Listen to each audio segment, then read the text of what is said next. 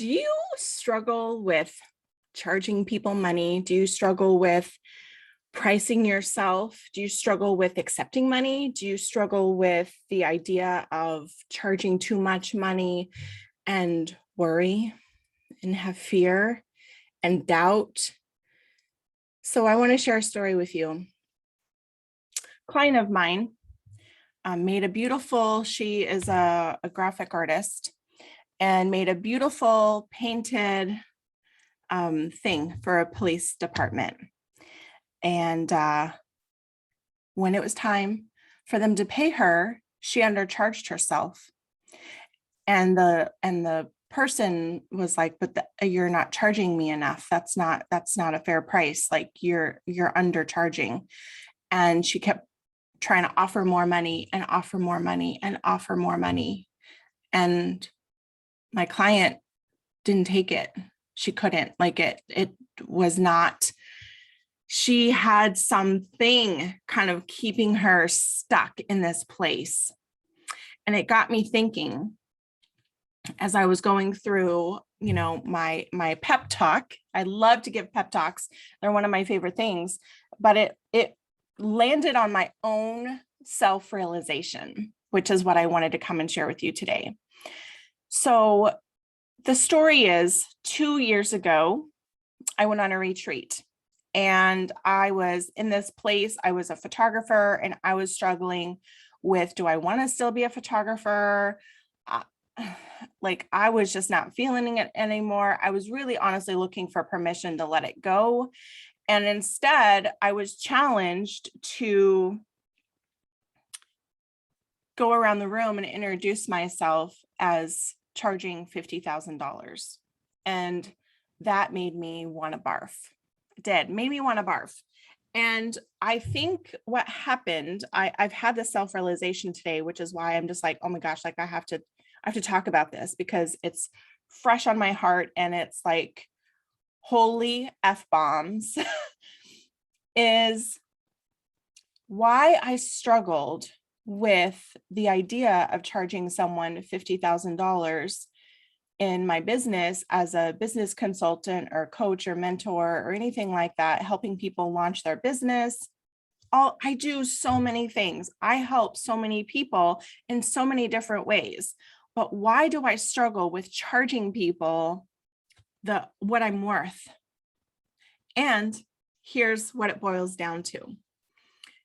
Telling someone that I charge $50,000 led me to this place, this realization today that I struggled with, what are the expectations that are going to be put on me by this person who I'm charging $50,000? Doesn't matter the price. Could be 25,000, could be 100,000, it could be $1 million. Doesn't fucking matter. The expectations that I was putting on myself of what if I can't meet their expectations of what they believe the transformation that they're going to receive? What if I don't meet that expectation? What if I disappoint them? Which that statement of I'm going to disappoint them goes back to my 14-year-old self who skipped school, got caught, which is a whole nother story, very funny, by the way, where my dad told me that he was disappointed in me because I was the good girl. I was the oldest. I was the only girl. I was a straight A student. Like I didn't really get in trouble. And here I was 14 with my best friend. Let's skip school, go hang out with our boyfriends.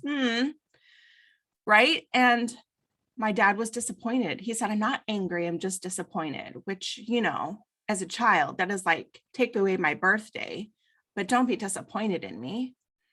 And I carried that story with me. And it only came from, a few years ago, as I started doing personal development work using with an EFT practitioner, that's kind of where it came from. And the thing is my dad disappointed in me today? well, no, my dad is extremely proud of me, and he has told me on numerous occasions that he is proud of me. So why am I so focused on the disappointment? Well, let's break that down a little bit. The disappointment, like that, it says it's easy. It's how many times does it take to break a negative comment? Like you have to say multiple positive things about someone to break a negative comment.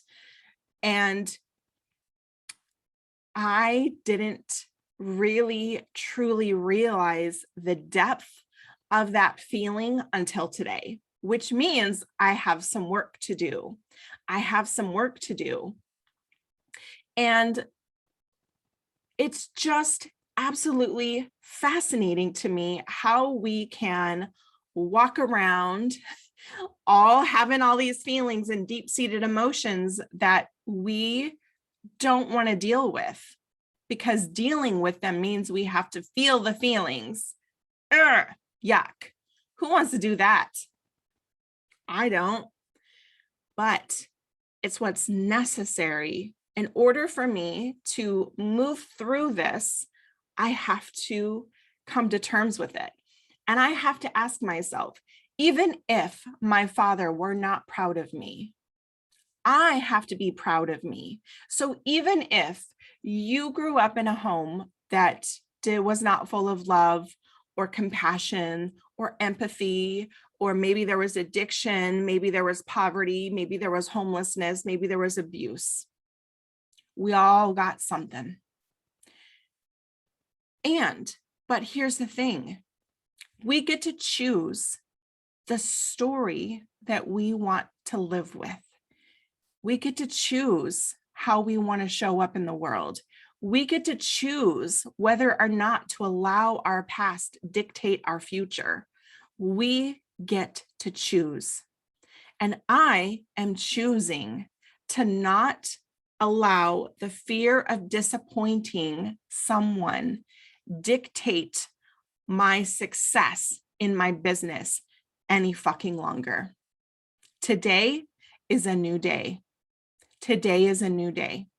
And I just want to say thank you for tuning in. Thank you for listening to this, because I just really hope that it resonates with you. I was talking with my husband and telling him about my epiphany that I had. And he says, wow, like I feel the same way. I've been trying to encourage him to start his own little business with football coaching. And he's like terrified. And he said, I didn't realize that that's how I felt too, that what if I'm charging people money and I don't meet their expectations? What if I disappoint them? What if they say that it's not worth it? What if, right? We can live in what if land and get nowhere. What if land brings me zero value? Shoulda, woulda, coulda, can't change it. Okay. So let's get out of what if land. Let's move on to possibility land. Let's move to possibility land. What's possible for you if you were to shed the shit and move into a place of choice and intention and purpose and impact and confidence and empathy and compassion? What happens if we move from what if land to possibility land? What changes for you? Everything changes for you. Everything would change. I know that change can feel really scary, and I know that it can have a lot of fear involved with change, and it's possibly out of our comfort zone. And I want to share another revelation that I had with you recently. So I am writing a chapter in a book about this new personality type called the Endo type formula. And I am a clarifier. My personality type identifies as the stubborn pineal clarifier. Stubborn. That's all I heard was stubborn. And I'm like, that's not me. A little tiny bit, but whatever. It's a whole thing, by the way. Endotype.com if you want to take your personality test. Anyways, I digress. The interesting thing is that I've kind of made jokes around having a self-saboteur named Sally. Okay. Saboteur Sally her job is to keep me safe, but she's a nag in my ear and sometimes says negative things, challenges me, questions me, and is kind of what I would call an annoying bitch. Like she just won't shut the hell up. And so I have created this visual that I do for myself where Sally and I are in a car together. I'm driving, she's trying to drive, and I'm like, no bitch. And I put her in the passenger seat. Well, now Sally still has access to the radio and she really wants to listen to country music. And I'm not jiving with that. That's just not my jam. And so I put her in the back seat. Well, now she becomes the backseat driver. And the backseat driver is just in your ear. Why didn't you turn there? You should have gone there. No, you're supposed to turn here. I don't want to listen to it. So I pull over and I snatch her ass and I put her in the trunk. Now, Sally can't say shit. I can't hear anything that Sally is saying. And I was challenged recently to think that potentially Sally is not there to hurt me or to keep me from obtaining my goals. Sally is there as a tap on the shoulder to say, are you sure are you good?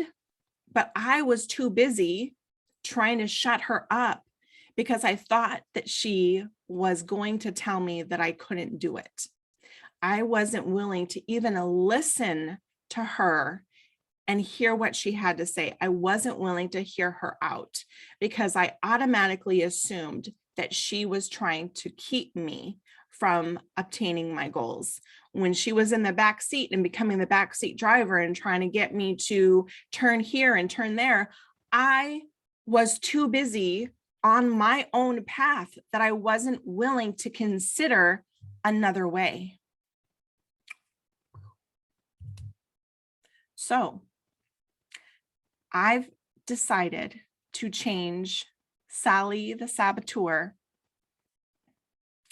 into shifting Sally. So Sally's job now is, instead of trying to sabotage me, her job is now to help me shift my thinking.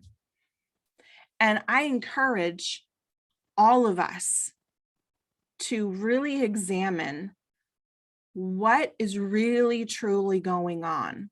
If you were really to stop and listen to that voice in your head, what are they really trying to say? Are they really trying to hurt you, or are they actually trying to help you and keep you from danger and keep you from, I thought she was trying to keep me from life experience. I thought she was trying to keep me safe in a bubble where I never got hurt and I never learned anything. And I wanted to learn. And sometimes that means we have to learn through mistakes. Failures, I don't believe in failure. I believe in learning opportunities. And I was like, no, you're not going to keep me from learning. I'm going to make mistakes and then I'm going to learn from it. But she had other opportunities and she had other pathways to get to the same destination, but I wasn't willing to listen. And one of my things that I'm really like, is to be a better listener. I need to be a better listener to my clients, and I need to be a better listener to my own intuition.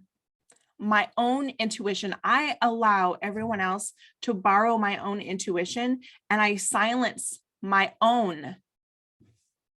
Why is my intuition, my Elaine the Brain, my Pop Rocks good enough for everybody else, but not my own? What in the absolute hell is that about? Whew, I know I've unpacked a lot on you today, but I want to thank you for listening. And I hope that this resonates with you in some capacity. Thank you. Have a great day.